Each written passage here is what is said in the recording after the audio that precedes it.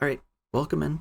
Today, I am going over a guide for Boxing Club because there's an event coming up for after reset today, and it's for Boxing Club, so I figured I could show you guys my luck team. It's not my team, it's the basic uh, cheap team that people have been running. Um, there's a guide for it also in the Discord if you want to see more of a written guide for it. It is Pebble's Ultimate Free-to-Play Progression Guide. He goes over this team like in depth on what runes you want to, but I will show mine. So I personally run with a Colt, or do I run? Yeah, I run a Colt lead, uh, and then I just run Sharpshooter, Tree Popo, Tree Turtle Tank, Tree Stealing, and you can run this team with or without AI. It does not make a difference. The runs are a little bit faster with AI turned on, but I don't have my AI turned on except for Turtle Tank because that was for other things. But back on here, I don't need to turn it on. So, all right, let's go over gear. So the main thing with this team is it's such a safe team typically. Like you do a 20 run, you'll probably fail one, if that, unless you get super unlucky. But and like this is with very subpar gear.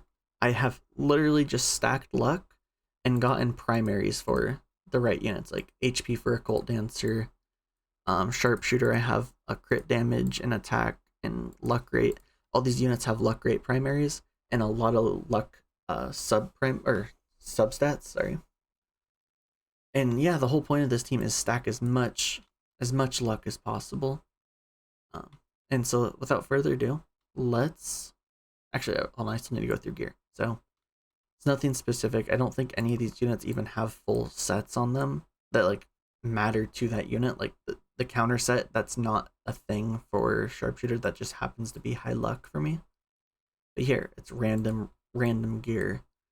Here, it's pretty random gear. Steel Wing, like yeah, he has two, or he has a fatal set, but he doesn't need the crit rate, so it's just random pretty much. I believe it was here too. Yeah. So overall, not too difficult to gear. And if you don't have all the luck to stack here, guess what? That means there's more stats you can put in to make the team go faster. Pretty simple. So, anyways, I'm done yapping.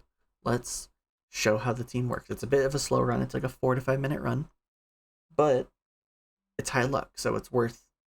With this, it's worth 4 runs, almost five of them almost, because you should be getting 4 to 5 gear pieces to pick from. And that fifth one you get like 75% of the time roughly with this team, or with my current gear. And let's just hope it doesn't fail the 1 out of 20 times when I'm trying to record this, but it shouldn't because it's a pretty consistent team. And how it works is basically you have your Tree Steelwing who gives 2 buffs, you have your Tree Turtle Tank who gives a buff, and your Colt Dancer gives another 2 buffs. And so what that does, oh, and your Tree Popo also gives a speed up. So what that ultimately does is it means your team should not glance much at all, and should make your runs pretty consistent, because the main thing about this dungeon is the boss wants to counterattack you if you glance, and it has a 20% base chance to glance. So by bringing tree units that have 4 buffs, at least 4, you need 4 buffs to not glance on the boss, because for each buff it's a 5% less chance to glance. So yeah, you just run a bunch of buffs and on units that can function without a lot of stats, and it just makes the runs a bit slow but high luck and high survivability. And as you'll see, like even when you're getting double stuns and stuff, you'll be fine because your units can tank it, move on to the boss fight, and hopefully not die. Nothing too much more to say, honestly. I mean, your Tree Popo, make sure you have a little bit of accuracy so you can land that attack down and defense down. That makes the runs a lot smoother. And beyond that, if you want to have some accuracy on your Tree Stealing for the dots, that's also pretty nice. Just as much damage as you can get with your luck on your Tree Sharpshooter. and HP on everyone, just so they don't get one tapped for when the boss does get a turn or two.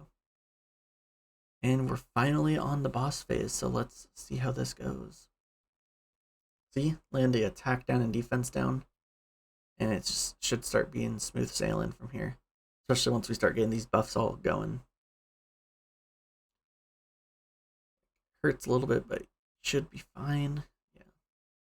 Yeah, now that we got the defense up for 3 turns, that's why the Steel Wing is such a good unit for this. It's a 3-turn attack up and defense up buff, and so you don't have to worry about them running out as much. Whereas like the speed up buffs go away, and but you have 2 units for that, so it's not too big of an issue. The main one is just having your shield and nullify and healing over times go away from your occult dancer. But even then, it's not too big of a deal.